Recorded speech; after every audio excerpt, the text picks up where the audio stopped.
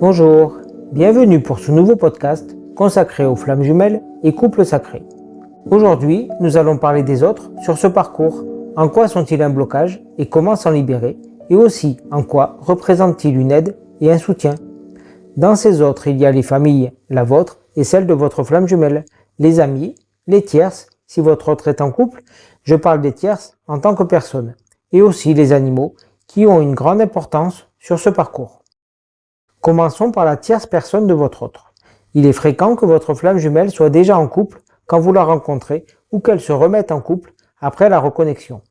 Cela peut s'expliquer par l'intensité du lien flamme jumelle qui provoque la fuite du second cheminant et le pousse à se mettre en couple pour trouver une justification et une raison de repousser son autre, plutôt que de regarder en face les raisons qui font que cette rencontre réveille des peurs et des doutes et d'accepter la situation et la relation.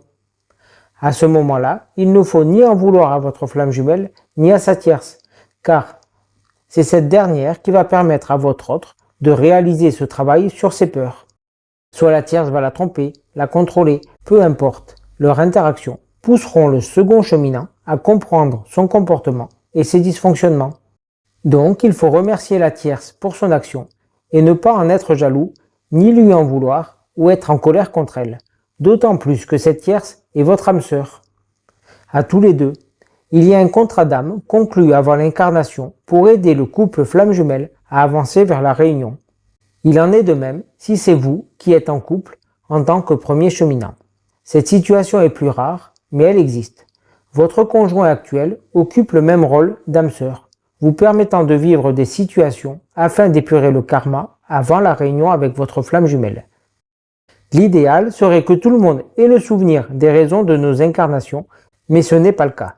C'est la compréhension des épreuves qui nous indiquera ce qu'il y a à dépasser. Dans tous les cas, ces tierces physiques jouent un rôle qu'elles ont accepté de remplir avant de venir dans ce monde, et même si leurs personnages égotiques n'en ont pas conscience, et vous reprochent d'avoir rencontré votre flamme jumelle et que cela remet tout en question.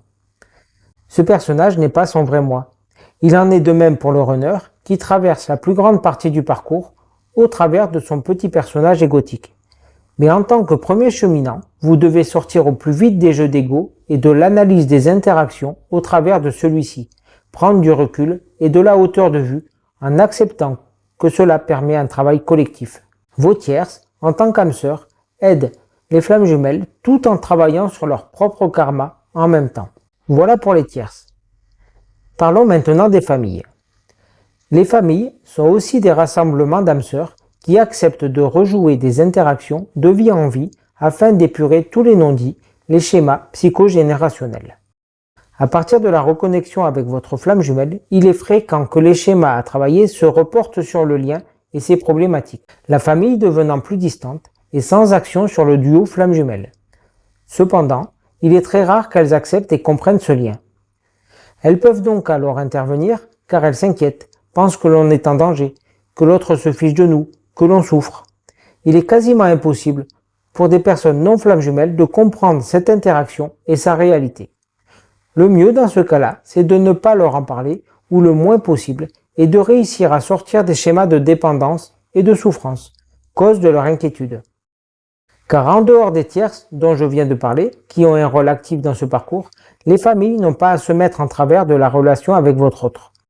Si cela arrive, avant d'avancer sur le lien flamme jumelle, il faudra d'abord résoudre les problématiques interfamiliales, vous réconcilier avec tous les membres de votre famille afin que tous les schémas dysfonctionnels ne se reportent pas sur votre couple flamme jumelle.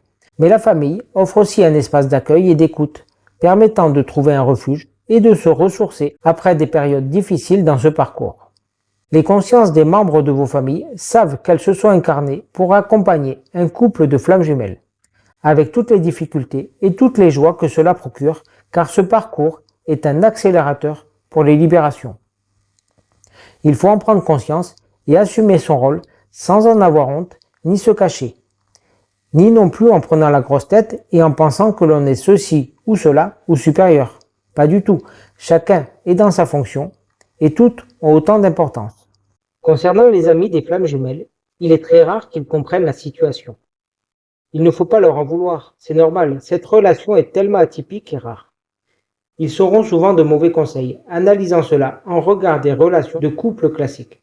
Le mieux est d'évoquer le moins possible ce lien, à moins qu'il soit assez ouvert à la spiritualité. Bien sûr, au début, c'est fréquent d'en parler à tout le monde, car durant la phase de lune de miel, nous sommes heureux, certains que nous allons concrétiser avec notre autre, rapidement et facilement, ignorant la suite chaotique du parcours. Durant les phases de séparation, il est difficile de rester sûr de soi, alors que les autres nous poussent à oublier cette personne, à couper les ponts. Cela réclame d'être honnête avec ses ressentis, d'accepter la situation telle qu'elle est, la réalité du lien, s'il y a tous les signes et preuves déjà évoqués, et de se détacher complètement de l'opinion des autres, de rester dans la foi et le calme intérieur. Cette étape est nécessaire sur le parcours. Certains amis, dans ce cas-là, pourront jouer inconsciemment le rôle de tentateur pour nous pousser à oublier ce lien, nous mettant face à notre propre force intérieure. Mais si vous attendez de l'aide et de la compréhension de leur part, vous irez souvent vers de grandes déconvenues. Ce parcours flamme jumelle est un parcours de solitude, car vous devez commencer par vous aimer inconditionnellement et vous faire confiance. Souvent, les changements personnels que le parcours initie en nous font que les anciens amis deviennent plus distants, car ils ne nous reconnaissent plus. Les centres d'intérêt ne sont plus les mêmes non plus. Il en est de même pour votre autre, qui peut perdre ou voir ses amis s'éloigner sans comprendre, même si vous êtes à distance et en séparation. Car le travail de l'un se répercutant sur l'autre, nos fréquences changent, s'élèvent et ne sont plus en harmonie avec celles des anciens amis. Au fur et à mesure de l'avancement, tout ce qui bloque le parcours sera soit transmuté, soit mis de côté. Si ce sont de véritables amis, ils accepteront votre évolution et vous aimeront comme vous êtes, et seront aussi des sources de bonheur et de soutien. Sinon, s'ils s'en vont, ce sont des amis de passage, et la situation est juste comme cela. La sagesse et la compréhension que l'on acquiert au fur et à mesure leur sera profitable aussi. Notre rôle est d'aider la société à aller mieux et de propager l'amour et la sérénité. Si les comportements des autres personnes provoquent en nous un sentiment de jalousie et la sensation d'être trahi, il faudra en comprendre l'origine et libérer cela, soit seul, soit avec des thérapeutes comme moi. Quand nous avons la sensation d'être trahi, c'est que quelque chose en nous pousse l'autre à le faire. Si ces éléments se répètent dans la vie et dans le parcours flamme jumelle, c'est que la cause de ceci n'a pas encore été trouvée et corrigée. Donc plutôt que d'en vouloir à ceux qui nous trahissent, il convient de revenir à soi. Je fais une digression, car cette idée d'en vouloir aux personnes qui trahissent me fait penser à tous les chrétiens qui détestent Judas Iscariote qui a livré Jésus aux Romains. Ces personnes lui vouent de la haine, sont en colère contre lui, à l'inverse du message chrétien, du pardon et de l'amour. Mais de surcroît, elles se trompent, car Judas a fait ce qu'il devait faire. C'est d'ailleurs indiqué comme cela dans les évangiles, car durant le repas de la Cène, précédant la Pâque, Jésus dit à Judas au cours du repas, « Celui à qui je donnerai ce morceau de pain me trahira. » Puis, en lui donnant, précise, « Fais ce que tu as à faire. » Judas obéit donc à Jésus, car si Jésus n'est pas mis à mort, il ne peut pas ressusciter et donc transmettre son message, que la mort est un passage et qu'il montre le chemin vers la source. De plus, il faut qu'il soit mis à mort sur une croix, car celle-ci est un symbole dans toutes les traditions du passage entre les plans. Il faut donc que Jésus soit arrêté et mis à mort pour que les apôtres et Marie-Madeleine soient témoins de sa résurrection, prouvé d'ailleurs par le Saint-Suaire de Turin. Tout cela durant la Pâque juive afin d'en modifier le sens. Donc Judas, en apparence, trahit du point de vue humain, matériel, mais du point de vue spirituel, il remplit sa fonction et son devoir. Cela peut être généralisé à toutes les interactions humaines, qui, suivant qu'elles sont vues depuis l'ego ou la conscience, ne signifient pas du tout la même chose. En tant que travailleurs de lumière, starseed ou flamme jumelle, nous devons analyser et agir à partir de la conscience supérieure. Même si cela est bien sûr très difficile, surtout face à des banquiers ou des situations très matérielles qui nous tirent vers le bas. C'est bien dans ces moments-là que notre travail doit être opérant. Je reviens aux autres pour parler des animaux. Les animaux ont une très grande importance dans la vie des hommes, et la plupart de nos animaux de compagnie peuvent d'ailleurs être aussi des âmes sœurs. Les animaux qui vivent avec des flammes jumelles, que ce soit avant la reconnexion ou après et pendant, n'arrivent pas par hasard. Je vais vous raconter une anecdote avec mon chat Ouistiti, qui est significative dans mon évolution personnelle. C'était à l'époque où je travaillais à Avignon comme conducteur de travaux dans le domaine des travaux sur corde.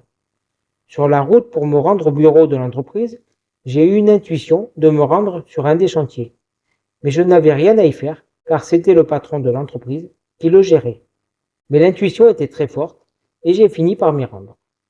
Arrivé sur place, les ouvriers m'ont dit « On entend depuis ce matin un chat miauler et on ne sait pas où il est exactement. » Je me suis alors rapproché de la haie de Piracanta, d'où venaient les miaulements. Et là, un chat est sorti directement et est monté sur mon épaule. C'était Ouistiti. Je l'ai appelé Ouistiti car je suis monté après à l'échelle pour accéder au chantier et elle est restée sur moi sans bouger. Et qu'une fois dans l'appartement, elle montait dans toutes les plantes comme un singe. Je l'ai donc adoptée et en allant au bureau, je lui ai acheté des croquettes et un panier. Et depuis, elle vit avec moi. Cela m'a fait réfléchir, car c'est elle qui m'a appelé sur le chantier. Mais cela va même plus loin, car il fallait que l'entreprise soit choisie pour ce chantier afin que je m'y rende. Et cela indique que tout a été orchestré pour que je puisse l'adopter, comme une préfiguration et une préparation de la future rencontre flamme jumelle. Cela m'a aussi fait comprendre que les consciences sont reliées et m'a incité à me former à la communication animale quelques années plus tard. Donc la rencontre de Ouistiti m'a permis une grande avancée spirituelle et m'a apporté de grandes compréhensions. Mais cela m'a aussi aidé à comprendre tout de suite que la reconnexion avec ma flamme jumelle, bien qu'elle ait eu lieu à distance, a été orchestrée et planifiée et fait partie de notre destin. Sans Ouistiti, j'aurais sûrement eu plus de difficultés à identifier ce qui était en train de se jouer. Ouistiti a toujours été très peureuse, du fait d'être un chat abandonné, et je suis le seul humain à pouvoir la caresser. Depuis la reconnexion avec mon hôte, le comportement de Ouistiti est quelquefois le reflet de celui de ma flamme jumelle et de son état intérieur. À des moments très distantes et fuyantes, craintive, puis, petit à petit, moins craintive, plus sûre d'elle, plus proche. Maintenant, Ouistiti est beaucoup plus sereine et apaisée. Elle m'a poussé à travailler le lâcher-prise et à me séparer des peurs avant la rencontre de ma flamme jumelle. Cela m'est personnel, mais vos animaux jouent aussi sûrement un rôle sur votre parcours et peuvent aussi refléter l'état du lien. Les moments de leur arrivée dans nos vies sont significatifs, soit pour nous préparer ou nous enseigner quelque chose.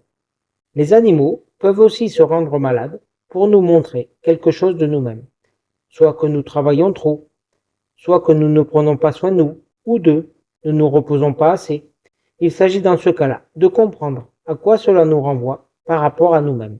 Il y a aussi des animaux qui se rendent malades, en même temps que leurs humains, pour atténuer leur souffrance. Les animaux reflètent les humains et les problématiques à travailler au travers de leur comportement. Une remarque concernant les chats. Il y a beaucoup de chats de flammes jumelles qui sont des starcides.